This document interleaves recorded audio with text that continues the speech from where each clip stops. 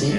Merci, donc bienvenue à Franck Courtès, c'est votre sixième livre, si je compte bien, et l'un de ceux qui a le plus grand retentissement, je pense, pour l'instant. Et hasard du calendrier, effectivement, vous venez presque juste après Mokhtar Hamdi, et vous avez tous les deux d'ailleurs un peu les mêmes éditrices chez Gallimard. Il y a là un esprit qui nous plaît. Et ce sont d'ailleurs deux livres très différents, mais qui ont tous deux quand même ce point commun de nous parler de choses importantes qui se passent aujourd'hui et de l'homme précaire et la littérature, si je puis me permettre de parodier Malraux. Et donc ce livre, Catherine allait en dire deux mots avant que je la coupe, mais c'est l'histoire inspirée de votre vie, bien que ça soit d'une forme romanesque. Vous étiez photographe professionnel, vous travaillez beaucoup pour la presse, faire des portraits, des reportages, des choses comme ça marchait très bien. Et puis vous taraudé par l'envie d'écrire et peut-être d'autres raisons que vous nous expliquerez tout à l'heure, vous avez laissé tomber ce métier de photographe pour vous consacrer uniquement à la littérature et à l'écriture, ce qui a entraîné vraiment beaucoup de bouleversements dans votre vie, qui sont l'objet de ce livre qui est à la fois difficile parce qu'il raconte des choses dures, mais dans lequel il y a beaucoup d'esprit, beaucoup de fluidité. C'est un livre très, très plaisant à lire et notamment j'ai noté une chose qui est vraiment très drôle, c'est tous les titres de chapitres qui sont souvent faits soit sur des expressions toutes faites ou des choses qu'on entend partout, ou des expressions détournées ou des choses... Des extraits du chapitre qui suit, oui, voilà. C'est ça. Et je voulais savoir tout simplement si cette ironie des titres de chapitres, ces phrases comme par exemple le premier chapitre, quand il annonce à sa famille qu'il va laisser tomber la photo et se consacrer à l'écriture, le chapitre s'appelle « En tout cas, ne viens pas te plaindre ». Oui.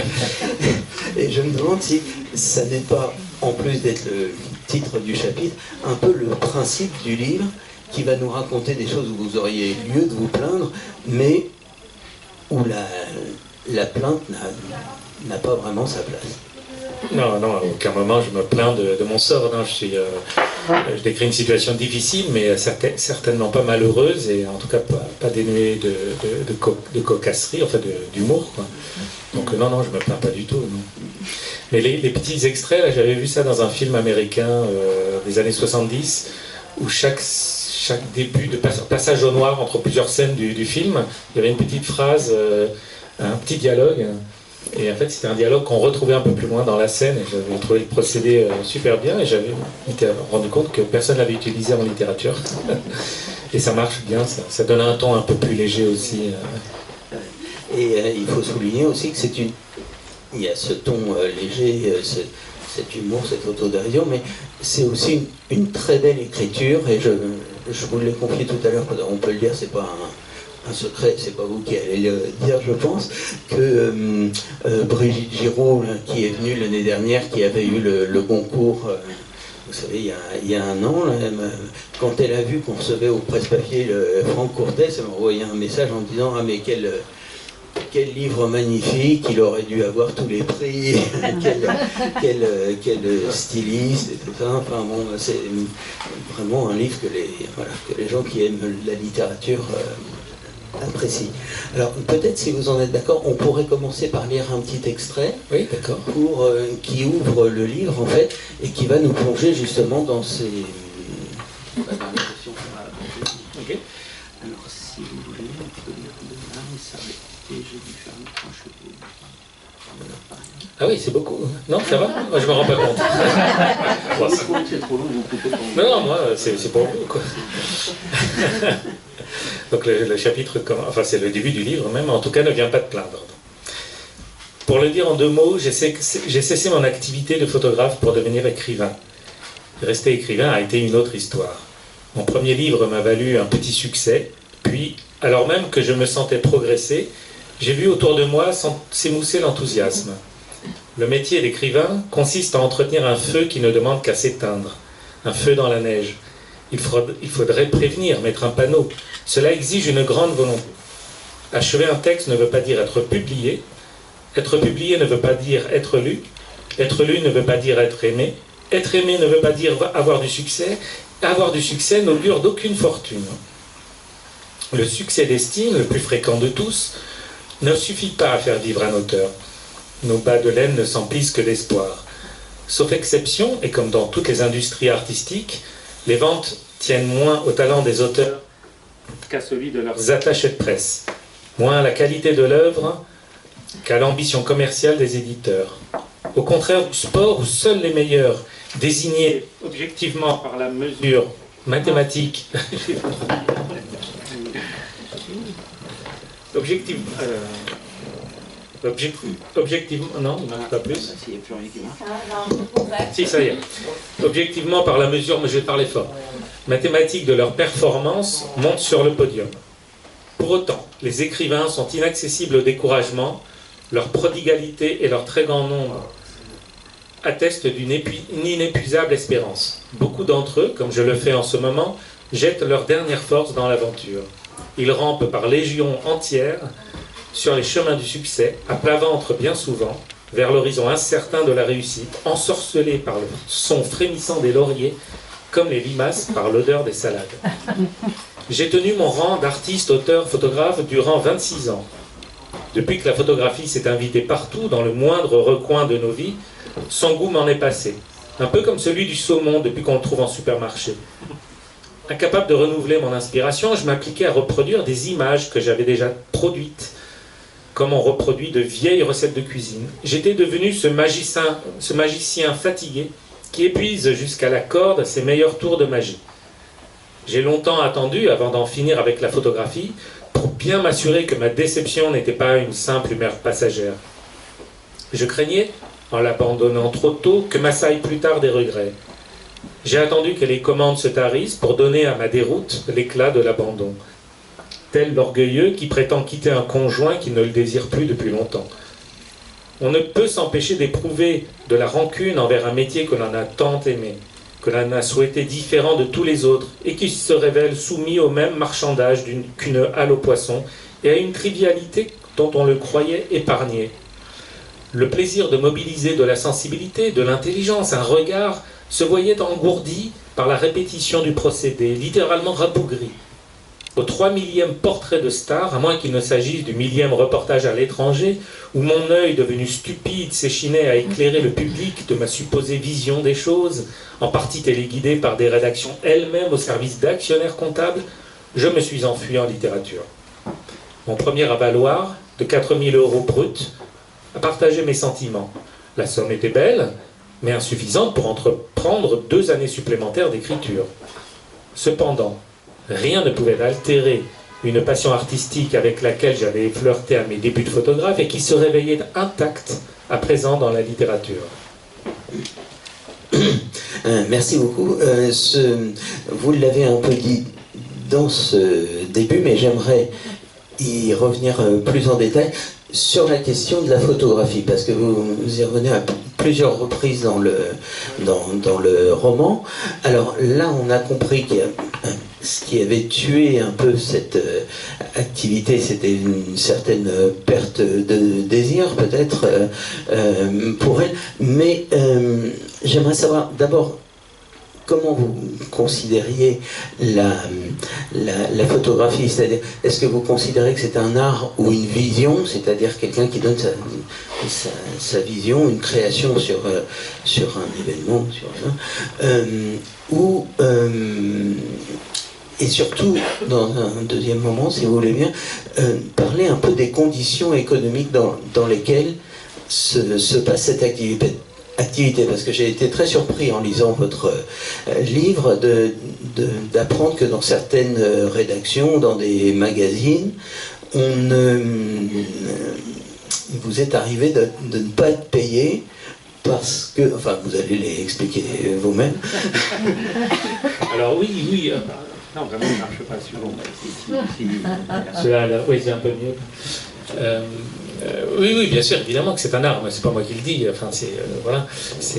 Mais c'est un art qui est confronté à un métier. En fait, c'est un art métier. La littérature, c'est purement de l'art, quoi. On ne fait pas ça pour. On ne travaille pas à la commande. La photographie est obligée de s'acoquiner avec les journaux, les gens qui vous commandent des photos un peu partout, à moins d'aller directement dans les galeries d'art. Bon, mais je ne suis pas sûr qu'on gagne très très bien sa vie avant d'avoir une bonne cote. Et de toute façon, moi, dans les années 80-90, quand j'ai commencé, je travaillais beaucoup pour la presse culturelle, mais pas que. J'ai travaillé pour un peu tout le monde. Et c'était au début très amusant, parce qu'un jeune homme qui sait rien faire et qui tout à coup se retrouve à envoyer photographier des présidents de la République aux États-Unis, des choses comme ça, c'est hyper excitant. Mais très vite, je me suis rendu compte que ce qui me plaisait dans la photo vraiment, c'est-à-dire cette concentration, cette poétique, cette espèce d'alignement de beaucoup de choses avant de déclencher, c'est comme tendre un arc entre des expériences qu'on a déjà eues, une sensibilité, un regard, une intention.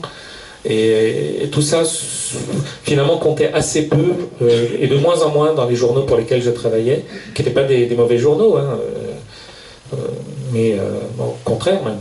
Mais ça comptait de moins en moins au profit fallait qu'on vende un produit culturel ou un produit quel qu'il soit. Alors, quand on nous envoyait en voyage et qu'on nous demandait de faire des trucs très beaux, très artistiques, etc., en réalité, c'était pour vendre. C'était une compagnie qui avait commandé le truc. Donc les portraits aussi, c'était toujours pour vendre le dernier film ou le dernier livre si c'était un écrivain. J'ai joué le jeu pendant 26 ans, donc je peux pas dire que je m'en suis pas lassé très vite. J'ai écrit un livre là-dessus, sur cette carrière de photographe, sur l'amour et le désamour de ce métier, et surtout avec l'arrivée du numérique. Qui a tout balayé parce qu'il n'y avait plus le même besoin de gens qui avaient un savoir-faire, on était moins uniques aussi, et puis il y avait une instantanéité, les gens voulaient voir les images immédiatement, et il y avait plus ce temps de latence comme ça où on rentre d'une prise de vue avec sa besace remplie, on ne sait pas ce qu'on a. Bon. Et sinon, oui, le vol de photos aussi était assez courant. Comme je travaillais pour beaucoup de magazines un peu branché, quoi, donc qui en fait avait comment dire, qui consommait beaucoup d'images et qui je peux pas dire les noms parce que mais des gens qui mettent très haut une forme de moralité et qui en fait avec les photographes se comportaient comme des voleurs, quoi. Donc ça m'a un peu dégoûté. J'ai quitté petit à petit plusieurs journaux.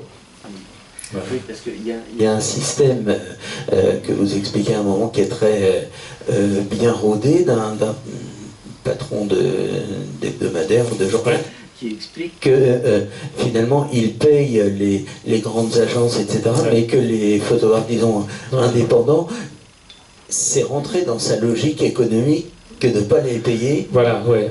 Profite de l'isolement des photographes. C'est-à-dire que, bon, ça m'était déjà arrivé avec d'autres. Alors là, je peux le dire parce que c'est un magazine qui a disparu, Globe, de Georges-Marc Benamou, par exemple, qui était en fait un magazine sponsorisé par l'Élysée directement, et pour lequel j'avais travaillé pendant un temps, très heureux, puis à la fin, il a refusé de payer, voilà, en disant qu'il ne payait pas les petits photographes, quoi. Voilà.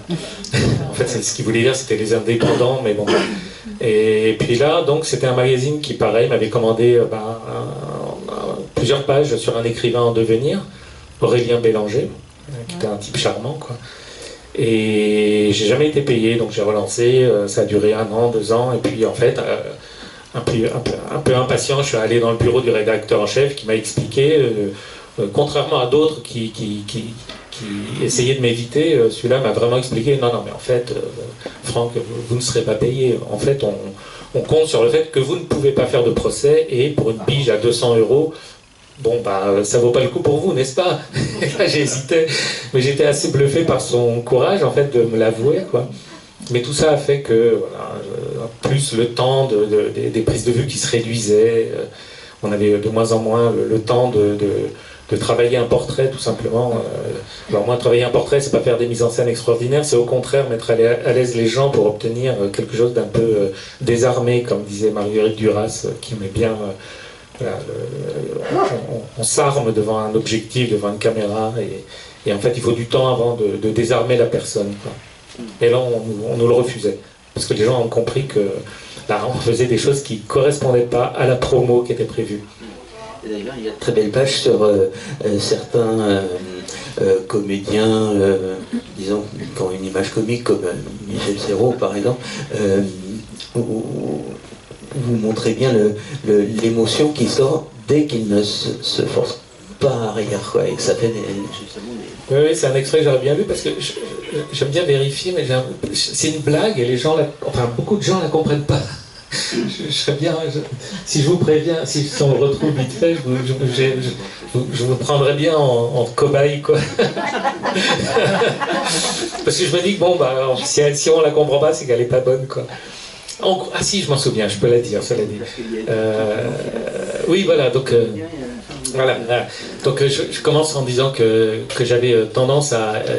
c'était un peu une des petites marques de fabrique, c'était de ne pas faire... de ne pas jouer le clownesque des comiques. Donc, en général, quand je tombais sur un comédien comique, j'aimais bien avoir une image de lui. Bon, ça date, hein, maintenant, c'est courant, mais à l'époque, ça l'était un peu moins. Donc, c'était assez marrant. J'avais Michel Boujna, triste, Michel Galabru aussi, Jamel, très sérieux. Et j'arrivais à les rendre sérieux. Et je finis par... Et avec Jacques Chirac, j'ai pas réussi. Voilà. Parce que c'est vrai, il était tout le temps souriant. Et j'aimerais bien qu'on parle un peu justement de l'autre activité, c'est-à-dire l'écriture, donc qui semble un peu être en l'autre face du miroir, si on veut, un peu en contradiction avec ça, qui est présenté un peu comme un atelier, c'est-à-dire il y a le geste de l'écriture, il y a l'isolement, il y a le besoin du silence, etc. D'ailleurs, j'ai noté une phrase qui est très belle. Vous dites à propos du travail sur le style, sur l'écriture, tout est faux. Oui, c'est ça. Tout est faux, mais non, voilà. Tout ce faux devra rendre un son de vrai. Ah oui. Voilà. Et alors ça, c'est vraiment ça m'a fait penser d'ailleurs à cette phrase célèbre de Baudelaire là, qui dit qu'est-ce que l'art? L'art est artifice, c'est-à-dire faire de... mais alors je me demandais d'abord si c'est votre point de vue que l'art est artifice et que c'est cet artifice qui produit une vérité en quelque sorte. Et est-ce que la littérature n'est pas aussi, elle, parfois, menacée un peu des mêmes impasses que la photographie? Par exemple, vous parliez tout à l'heure la répétition, de trouver des procédés, pour peut-être des écrivains très célèbres, des procédés de marketing, même pour lancer un livre, etc. Oui, certains le font, ça les regarde, et puis surtout, c'est le public juge, quoi. Donc, non, moi, je me sens pas du tout concerné par cette histoire de processus, d'astuces littéraires. En plus, moi, j'ai la chance d'avoir donc Charlotte Von Essen que vous avez rencontrée et Karina Ossing, qui sont des éditrices qui sont extrêmement exigeantes. Donc, de toute façon, j'ai jamais été confronté. Enfin, il m'est arrivé de rendre des textes. C'est que quand on a écrit déjà plusieurs livres, comme c'est votre cas, est-ce qu'on n'est pas, est-ce que le risque, c'est pas de reproduire des manières qu'on a déjà utilisées, quoi? Oui, mais en fait, il y a un garde-fou. C'est que parce que là, juste une anecdote. J'ai commencé à la fin de À pied d'œuvre. J'avais un autre sujet en tête et j'ai commencé, avant qu'il sorte, j'ai commencé ce roman, quoi. Et j'ai écrit, je crois que c'est 35 pages, et il y avait quelque chose qui n'allait pas. Et donc je l'ai fait lire à ma compagne, et elle m'a dit oui, non, c'est bien, ça va, c'est toi, on te reconnaît, c'est bien, mais c'est pas habité. Et je dis, ah bah voilà, c'est ça, je suis d'accord, c'est ça, j'arrête. En fait, je m'étais pas amusé à l'écrire, j'avais pris pratiquement aucun plaisir à l'écrire. Donc j'ai abandonné complètement le sujet, je me suis dit que j'y reviendrai plus tard. Et j'ai commencé un autre sujet, qui pour le coup est moins intelligent que le premier. Enfin moins, voilà, moi je vois maintenant comment fonctionnent les journalistes, et bon, bah, il sera, je pense, un petit peu moins... Enfin, pour l'instant, il est moins intelligent. C'est un adolescent de livre, quoi. Mais qu'est-ce que je m'amuse, quoi. Et là, je me dis, bon, bah voilà, tant que je m'amuse... Donc, et c'est pas en reproduisant les mêmes tics. C'est pas... enfin, en supposant qu'il y en ait, parce que... Mais en tout cas, non, je reproduis pas. Je reproduis pas, non. Enfin, en tout cas, ce que vous expliquez très bien, c'est le changement de statut social qu'entraîne cet abandon de la photographie, parce que vous dites dans les bonnes années, je pouvais gagner 8 000 € par mois, par exemple, et là, avec les droits d'auteur, j'en gagne 250, quoi. Alors évidemment, ça fait un petit changement. Et oui, donc il va y avoir évidemment une recherche de petits boulots, comment trouver de l'argent, etc. Mais ce qui m'a frappé, c'est pas seulement le déclassement social, c'est que ce déclassement est l'objet d'une réprobation générale et d'une incompréhension de la part de vos proches. Il y a un mot qui revient souvent dans votre récit, c'est c'est le thème du courage, c'est-à-dire, est-ce que c'est une décision courageuse? Est-ce que c'est une décision folle? À un moment, vous parlez de votre grand-père qui a eu un grand courage pendant la Deuxième Guerre, d'autres... Qui a refusé qu'on le définisse comme courageux. Lui, il voulait juste rentrer, il s'est évadé parce qu'il voulait rentrer chez lui. Il ne voulait absolument pas combattre quoi que ce soit, il désertait, quoi. Et donc cette réprobation et cet isolement, vous pouvez en dire un mot, ça? Oui, bien sûr. Bah, c'est comme j'avais 2 enfants, c'était assez... C'est-à-dire, ils n'ont pas compris. Ils ont pensé que... Enfin, la famille a pensé que je faisais un choix, un caprice, quoi. Donc très vite, on me l'a reproché. Je pense qu'ils étaient plus au courant que moi des conditions qui m'attendaient de vie. Moi, j'avais photographié énormément d'écrivains, et évidemment je ne m'étais pas du tout rendu compte, parce que les écrivains qu'on allait me faire photographier étaient des gens qui vivaient très bien, avec des maisons de campagne super, formidables, Béatrice Beck, oui, c'est ça. Dans le Vexin, c'était sublime. Puis d'autres écrivains qui habitent à Paris dans des grands appartements, mais je voyais pas toute la classe moyenne et la partie prolétaire de l'écriture, c'est-à-dire pratiquement tous les écrivains, quoi, à part les Stark. Voilà.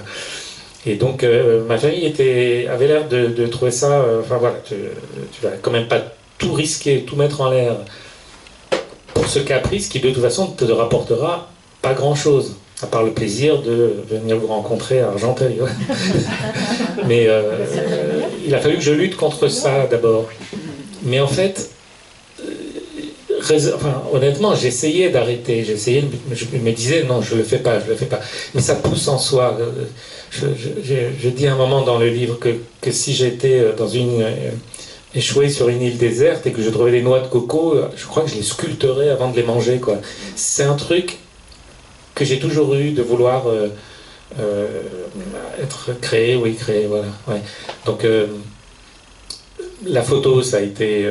moi j'ai essayé beaucoup d'autres disciplines dans lesquelles j'étais très mauvais, la musique, la peinture, incapable. Et peut-être aussi parce qu'il faut il y a un apprentissage difficile. La photographie, je pense qu'on a très vite, entre guillemets, le talent ou pas, quoi. L'apprentissage est pas si primordial. La littérature, c'est un apprentissage qui se fait tout le temps. Donc en fait, c'est très dilué. Moi, quand je relis mes premiers textes, je vois qu'il y a des trucs qui me plaisent, mais je les écrirai un petit peu différemment. On se perfectionne tout le temps. Je sais plus. Hein. Ouais, très bien. Et cette baisse radicale de revenus, évidemment, pose tout de suite une question importante, c'est comment manger. Et la question de la nourriture est très importante dans le livre. D'ailleurs, le premier chapitre qui aborde ça, puisque le personnage cherche un travail et l'employeur potentiel lui répond: on cherche plutôt un jeune. Ah oui, partout. Et un jeune, c'est un jeune aussi. C'est le manque de nourriture et c'est un travail alimentaire. Et il joue. Oui, je cherchais un travail alimentaire qui allait me permettre de continuer d'écrire à mi-temps, quelque chose comme ça, un travail de serveur. Alors j'ai trouvé plus tard, mais au début je trouvais rien du tout. Je demandais à mes amis, mais je pouvais pas trop leur dire dans quelle panade j'étais parce que j'avais un peu honte, j'avais peur de les perdre.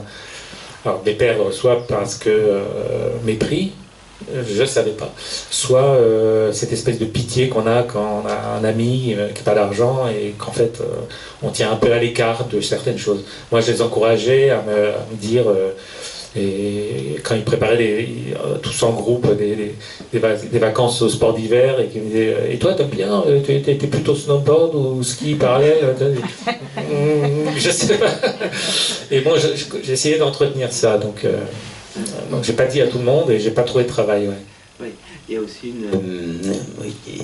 qui s'accorde à ça, une fin d'amour et d'amitié, puisque ce déclassement éloigne un peu les gens aussi, ou nous éloigne. Ouais. J'ai noté d'ailleurs, parce que vous faites souvent, vous arrêtez le récit de vos aventures, si je puis dire, pour faire des réflexions, d'ailleurs très bien senties, sur la société, sur les choses que vous observez, etc. Et à propos de cette question de nourriture, vous observez quelque chose qui était très cruel en même temps, c'est que les plats pour les pauvres, c'est-à-dire les choses les moins chères qu'on peut acheter dans des Lidl, etc., ce sont les plats enrichis. Ce sont les plats les plus enrichis en saloperie, en cochonnerie. Et ce qui n'est pas enrichi, c'est pour les riches, hein, en fait. Oui, parce que moi je viens d'un milieu plus bourgeois où on paye une fortune, les carottes qui sortent de la terre et le lait du pied de la vache, quoi. Et là je me retrouvais à devoir faire mes courses dans des endroits où je n'avais pas du tout de repères. En fait, c'est ça un peu le truc comique du livre, le ressort comique du livre, c'est que je me suis tout à coup rendu compte que ce bourgeois que j'étais, qui se retrouvait à nettoyer des toilettes dans un restaurant pour 15 €, des trucs comme ça, et qui le lendemain avait sa photo dans Elle. Voilà, je trouvais ça assez comique en fait. Et ça m'a sauvé un peu de la déprime parce que je me suis dit que il y avait un côté Charlot avec ses habits d'aristocrate qui est un vagabond, quoi. Il y avait un truc, un Charlot .2000, .2, je sais pas comment on dit. Et donc je me suis amusé à observer mon personnage, enfin moi, plongé dans des situations que pour beaucoup d'autres gens c'est absolument pas drôle et c'est un quotidien qui dure depuis l'enfance, quoi, même. Mais là, cette soudaineté. Après, parce que quand j'ai commencé à vraiment avoir des problèmes de santé, parce que je me nourrissais pas assez bien, je me suis fait disputer par le médecin qui m'a conseillé de manger plus gras, qui m'a donné des choses grasses à manger. J'avais perdu 13 kilos, comme j'étais déjà pas bien gros, donc j'étais pas en bonne santé. Et donc j'ai trouvé cette plateforme, c'est-à-dire une plateforme où on peut faire des petits boulots. Alors c'est déclaré, mais il y a une partie qui est faite au noir et tout un système absolument... Alors justement, je comptais y venir. Est-ce que vous pouvez expliquer comment marche cette plateforme et le côté, disons, pas tordu, mais comment dire, de pervers, voilà, de ce système qui en fait profite de la pauvreté des gens qui vont trouver du travail grâce à cette plateforme. Il y a un profit à faire sur tout, y compris sur la misère, c'est étonnant. En fait, c'est une amie qui utilisait ces plateformes de travail qui sont supposées... Enfin, la façade, c'est on va mettre du beurre dans les épinards des retraités et dans les épinards des étudiants aussi. Et en fait, derrière, quand on s'inscrit en tant que prestataire, on se rend compte que c'est une mise aux enchères de gens qui, pour obtenir du travail, enfin des missions, Alors je vous parle de boulot, ça part à 10 euros, hein, ça va de 10 à 50 maximum. Et pour obtenir ces petits travaux, il faut se mettre en concurrence. On est 6 sur une estrade virtuelle, comme ça. Et ce ne sont pas du tout des retraités et des étudiants, hein. C'est essentiellement des sans-papiers, des immigrés qui ont vraiment des difficultés, etc. Et donc, évidemment, je détonnais dans ce paysage. Mais j'obtenais aussi beaucoup de marchés, parce qu'avec ma photo, il y avait des gens... par exemple, il y avait tous les... Je me souviens, et d'ailleurs j'ai reçu encore cet après-midi, mais il y a toute une communauté de gens juifs qui, comme il y a beaucoup de musulmans sur ces petites applications, ne voulaient pas qu'il y ait de musulmans parce qu'ils avaient peur, tout simplement. Voilà, c'est la vie, je l'ai remarqué. Et donc moi, on me sollicitait sans arrêt, et à chaque fois que j'avais un contrat chez une famille juive, j'en avais une deuxième le lendemain, et j'ai étendu tout un réseau comme ça de petits bricolages dans les quartiers. Bon, il n'y a pas que ça aussi, il y a eu aussi les femmes, parce que j'avais rajouté que j'ai été marié, alors c'était pas vrai, et que j'avais 2 enfants, donc c'était pour rassurer les femmes seules, parce qu'il y a un marché énorme aussi. Enfin, un marché, c'est laid de dire ça, mais il y a énormément de femmes qui font appel à ces prestataires, parce qu'il y a de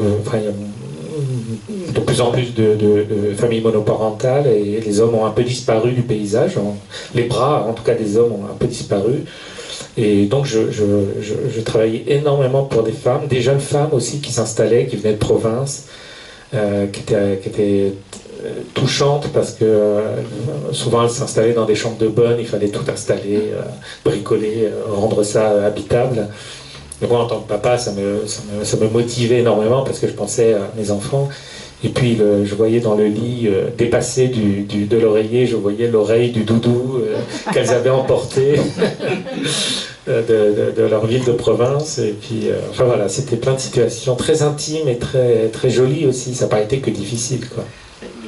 Ce système de la plateforme, vous dites aussi que c'est une sorte de nouveau marché aux esclaves, parce que les gens sont prêts à travailler pour presque rien, ouais, pour emporter le morceau, quoi. Et ce que ça montre, c'est que dans des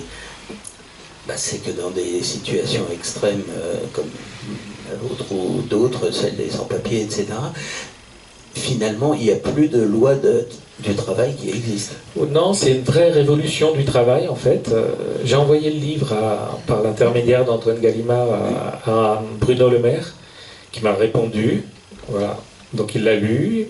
C'est dans les bureaux des ministères, parce que oui, je raconte quand même, c'est une satire de ce monde ubérisé qui, en fait, est géré uniquement par des algorithmes. Et donc il n'y a aucun contact entre les employés, enfin les nouveaux, on n'est pas des ouvriers, on est en dessous des ouvriers, on est des manœuvres, et on n'a aucun contact avec le patronat, quoi, les gens qui nous... Et ces gens-là ont inventé un système d'exploitation, non plus du travail comme leurs parents, mais de l'exploitation de l'accès au travail. C'est comme les auto-entrepreneurs. On est quasiment voilà, incité à être un auto-entrepreneur. Mais il y a une volonté de toute façon de pas du tout de nous... par exemple, dans une entreprise traditionnelle, il y a quand même un patron, alors pas dans toutes, mais il y a un patron qui a eu une idée et qui propose à des collaborateurs, des employés et des ouvriers de la mettre en œuvre. Donc, il y a quelque chose quand même qui reste à peu près humain, et là, mais plus du tout. On n'a même pas les noms de famille, on nous appelle par nos prénoms. Eux-mêmes changent leurs prénoms, donc de toute façon on ne peut pas savoir qui ils sont. C'est complètement déshumanisé, et on est sanctionné par des algorithmes. Si on refuse une commande, on a pendant une semaine, on n'a plus les boulots intéressants. Alors, boulots intéressants, c'est les moins difficiles et les mieux payés, évidemment. Donc on retombe toujours en bas de l'échelle si on est malade, par exemple. Dans une entreprise traditionnelle, vous pouvez toujours dire contre-maître, ça va pas, ah bon, qu'est-ce qu'il y a, bon, je me sens pas bien, ou tout simplement, non, j'ai pas le moral, bon, attention, mais là, non, il n'y a même pas, si on n'est pas gentil avec les clients chez qui on travaille, on fait une prestation, on est sanctionné par un système d'étoiles, comme il y en a partout maintenant. Partout, il faut toujours noter tout le monde, Et ben voilà, sauf que là, ça diminue ou ça augmente votre salaire. Alors, je parle d'un salaire de 200 € par mois. Hein. Voilà.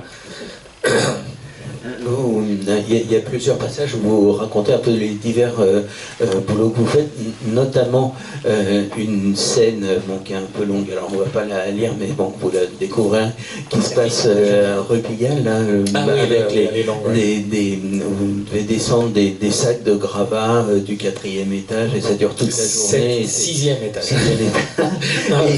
Et donc, dans la description tous ces travaux d'une difficulté extrême, d'une dureté extrême, on met le corps à l'épreuve, évidemment, en quelque sorte.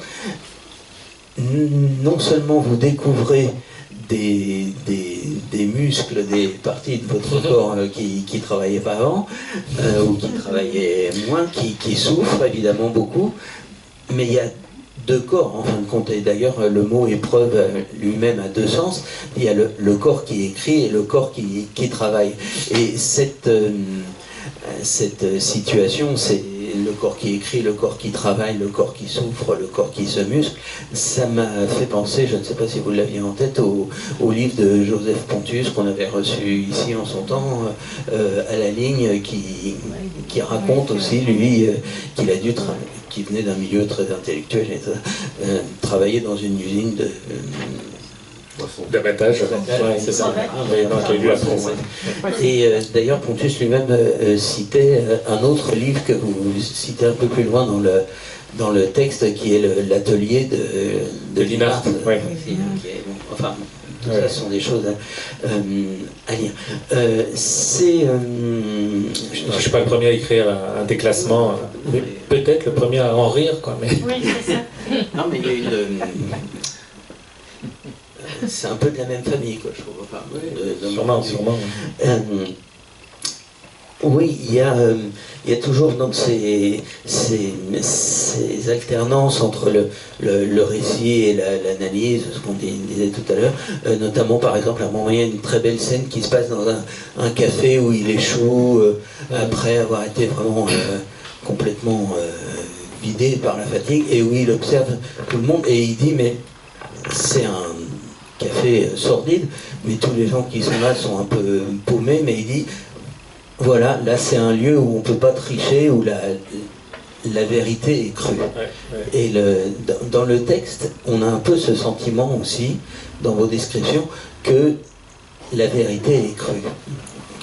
Oui, c'est un café que j'aurais fui en temps normal, mais moi j'avais pas le choix. Je sortais d'un petit boulot qui m'avait éreinté pour 18 €. J'avais fait un jardin à la Faucille, parce que j'avais pas de matériel au début, et qu'on peut pas refuser les boulots, donc il faut y aller. Bon, j'avais atterri là, couvert de boue, et en me disant je reste pas, je prends un café, et puis petit à petit je me rends compte que tous les gens qui sont là, chacun avec leur misère, c'est un café où on se sent très bien, justement, où le jugement a disparu, la médecine n'entre pas, les gens s'alcoolisent, et enfin voilà, il y a toute une scène sur la surprise de ne pas être si dégoûté que ça par l'aspect repoussant de ce café, quoi. Il y a quelque chose qui vit là, qui est très beau, voilà, que j'ai décrit. Et avant de parler peut-être d'un autre thème qui est la cruauté, qui occupe de 3 chapitres, est-ce que vous pourriez expliquer en 2 mots pourquoi, parce que ça c'est une chose que les gens pensent le contraire habituellement, pourquoi un travail de création artistique est beaucoup plus difficile qu'un travail physique? Ça dépend quel travail. Non, ça dépend. Dans mon cas, oui. C'est-à-dire que moi, un chantier durait une journée maximum. Je pense qu'une vie de labeur, une vie de maçon, c'est absolument c'est terrifiant sur le corps. Mais il y avait un plaisir que je découvrais dans le travail manuel, c'est qu'il y avait un début et une fin, et qu'après je l'oubliais.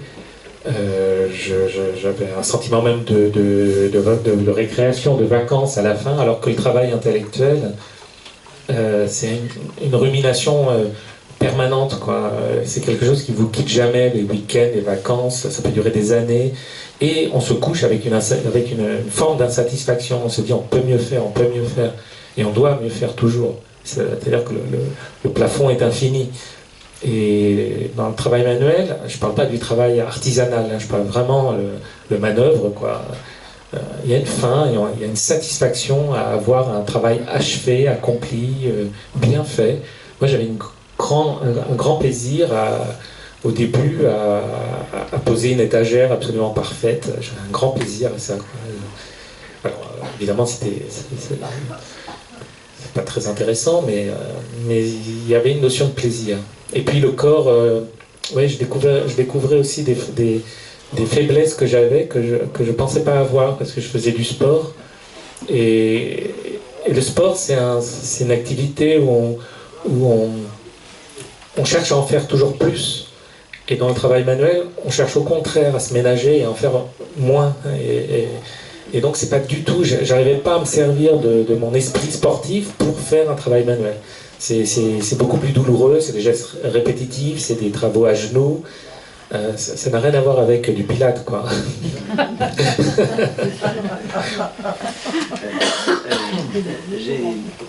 J'ai noté qu'il y avait beaucoup de réflexions sur des scènes qui m'ont paru cruelles, en tout cas, où le personnage le narrateur a beaucoup de cruauté envers lui-même, notamment par exemple une scène qui se passe dans la campagne, parce qu'il y a aussi une description géographique de la pauvreté dans la campagne proche, ou ce qu'on appelle la grande banlieue, qui est en fait une campagne dénaturée, si on peut dire. Il se passe là un accident qu'on va peut-être pas raconter, je ne sais pas, enfin bon bref, qui est un... Si, parce que moi je voudrais savoir un truc à faire. Ah bon, bon, parce qu'à un moment il est sur une route de campagne et il renverse un chevreuil, crosse sa voiture et il se blesse et il le tue. Et il dit que c'est une sorte d'assassinat de la beauté, parce qu'il admire la beauté de cet animal. Ben oui, évidemment. Et puis donc à un moment, j'appelle la gendarmerie, je veux savoir ce qu'il faut, je veux pas laisser cette bête souffrir comme ça, et puis on me dit de la laisser, quoi, de prévenir la société de chasse, mais vous êtes où exactement? Et puis là je me rends compte que j'ai rien à faire là parce que je faisais le taxi clandestin, donc je dis rien, je dis bon ok, je raccroche, au revoir madame. Et je me dis bon, je peux pas laisser, je vois cette bête qui est sublime et qui est une des dernières beautés dans cet entre-deux qui est la banlieue, quoi, ruralisée encore. Et donc je décide de l'achever pour pas qu'il souffre, puisque de toute façon il va mourir. Et puis une fois que c'est fait, je retourne dans la voiture et c'est là où je me dis mais bon, là je suis devenu pauvre, quoi. C'est que tout à coup cette beauté merveilleuse, c'est aussi de la viande, quoi. Donc je suis revenu en arrière et je l'ai embarqué dans le coffre et je l'ai ramené au studio de ma mère, voilà, et je l'ai dépecé et j'en ai fait des kilos de viande. Voilà. Et il y a d'ailleurs toute cette une sorte de mauvaise conscience aussi, parce qu'à un moment, par exemple, vous évoquez la scène célèbre de la traversée de Paris, le film avec Gabin et Bourvil. Vous savez, quand Gabin dit 25 rue de Poliveau et tout ça, et vous dites, moi j'ose pas demander plus, finalement, moi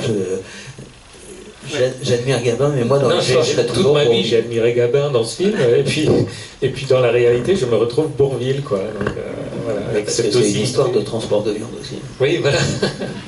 Ouais. Et d'ailleurs, dans un appartement, à un moment, c'est une parenthèse, mais vous voyez un riche appartement de la rue du Chaptal, une dame qui a dans une vitre, sous une vitrine, un magnifique Rolleiflex. Ouais. Et ça vous ramène évidemment ça à et vous dites, mais finalement, cet appareil et moi, on est pareil parce que vous nettoyez les vitres. Oui, j'étais laveur de carreaux assez longtemps. Et vous dites, mais voilà, ça vous donne l'impression d'être devenu, par rapport à la photographie, comme une pièce de musée. Oui, c'était derrière ma vitre, derrière ma fenêtre, comme le Rolleiflex. Ça m'a fait penser d'ailleurs cette histoire de vitre au mauvais vitrier de Baudelaire. Vous savez, c'est un petit...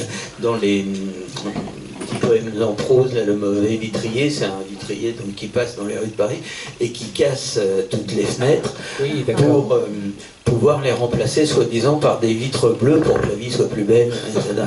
Bon, d'ailleurs, dans cette histoire de cruauté, il y a aussi cette incapacité ce désir de rendre, par exemple, quand un ami vous invite à manger, vous dites je ne peux pas rendre les invitations, je ne peux pas rendre l'argent, bien sûr, et surtout vous dites je ne peux pas rendre, quand on m'invite, je ne peux pas rendre l'appareil. Et on entend aussi je ne peux pas rendre l'appareil, l'appareil photo. C'est un hasard, ça. Et vous dites aussi que vous avez l'impression que le monde se met à tourner d'un seul coup à l'envers quand vous avez votre fils au téléphone qui vous propose de l'argent. Quoi. Oui, c'est mon fils qui comprend que je suis dans la possibilité de venir les voir. Ils habitent au Canada, donc je ne les ai pas vus depuis des années. Quoi. Et donc il me propose de l'argent et ça me donne l'impression que oui, je ne serais pas plus surpris si la Terre s'était mise tout à coup à tourner à l'envers. Quoi. C'est un choc d'entendre son fils dire si tu as besoin d'argent. Quoi. Moi, je me sens... Oui. Bon, je passe beaucoup de choses parce que je vois que le temps file et il y a beaucoup de réflexion encore sur le courage, là, ce dont vous parliez tout à l'heure avec la mise en parallèle de l'histoire du grand-père et puis son ex-femme qui l'accuse de les avoir laissé tomber et le traite lui-même de lâche, quoi, alors qu'il pensait avoir justement une attitude assez courageuse. Et j'aimerais qu'on donne le petit extrait. C'est un passage très amusant parce qu'il est. J'ai des trucs de bricolage chez différentes personnes, notamment des femmes, comme vous disiez tout à l'heure. Oui. Et là, il y a une très belle jeune fille chez qui il installe Alors, en voulant m'aider à fixer le porte-manteau sur le mur derrière une porte, la fille se glisse entre moi et le mur pour le tenir à bout de bras et à l'horizontale, le temps que je marque les emplacements des trous. Je trace les petites croix sur la paroi sans quitter des yeux la pointe de mon crayon, mais ne peux éviter l'odeur matinale du corps de la jeune femme. La masse parfumée de ses cheveux lui descend jusqu'au milieu du dos. Les mèches noires lèchent ses reins. Le silence accroît mon trouble. Cela se tord quelque part dans le coton de mon ventre. Cela enfle malgré moi, comme la levure dans le pain. Je n'ose parler de peur que ma voix ait changé, qu'un ton plus grave ne me trahisse et l'effraie. Dans cette position inhabituelle, serrés l'un contre l'autre, elle tourne la tête vers moi et nous échangeons un regard. Durant une seconde, j'hésite sur la signification de ce regard. Elle me demande si elle peut lâcher et baisser les bras. Nos corps s'éloignent et nous restons un instant face à face sans rien dire. Je guette chez elle l'émoi qui à ce moment m'étreint. Une innocence plus haute qu'un mur semble la protéger. Avec cette retenue des filles bien élevées qui rend plus précieux le moindre élan d'intimité, elle me dit qu'une chose en particulier lui ferait très plaisir. Elle s'approche de moi. Sous l'étoffe, sa poitrine se lève et s'abaisse au rythme accéléré de sa respiration. Je me sens vaciller. La voyant hésiter, je l'encourage des yeux. Elle se lance. Serait-ce trop vous demander de regarder sous l'évier, ma poubelle s'est décrochée.